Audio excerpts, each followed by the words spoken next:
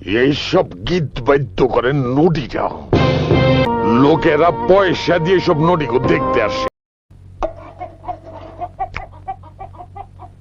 গোস্ত নেন না, আব্বা। কষ্ট লাগবে না।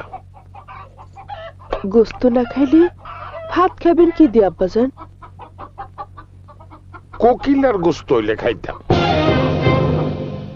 আব্বাজান, কালকে তাহলে দুইটা কোকিলা মাইরে নিয়ে আসি। গাছের কোকিলা মেরা লাভটা কি? মনের কোকিলা মারবা কি দিয়া? তোমার স্ত্রীর মনের ভিতর কোকিলা ডাকাডাকি করতেছে, আর তিনি গীত বাদ্য কইরা সেই ডাকাডাকির উপর নিষেধাজ্ঞা জারি করতেছেন। এইসব গীত বাদ্য করেন নদীরা।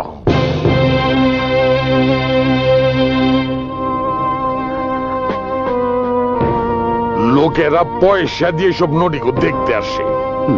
আমার বাড়িটারে নদীর বাড়ি বানাইতে নিষেধ করে দিই।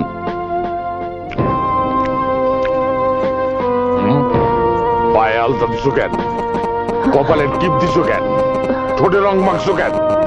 এসব হিন্দুরা করে, আমার বাড়িতে সব চলবে না। গরম লাগে নাকি? মাথায় ঘুমটা দিতে পারো না? ফাঁসি। এইসব করলে কি হয় আব্বা? এইসব হিন্দু চাল। এইসব করলে মুসলমান আর মুসলমান থাকে না। ও তাইলে তো আব্বা হিন্দুরা ভাত খায়, ডাল খায়, দুধ খায়, মাছ খায়, মিঠা কুমড়া খায়, লাউ খায়, কচু খায়, নানান কিসমের তরকারি খায়। আমরা আর এসব খাবো না। হ্যাঁ, ওরা গরুর গোশত খায় না, আমরা রোজ গরুর গোশত খাবো। কি হলো আব্বা, আগ কইরা রইলেন কে? খান।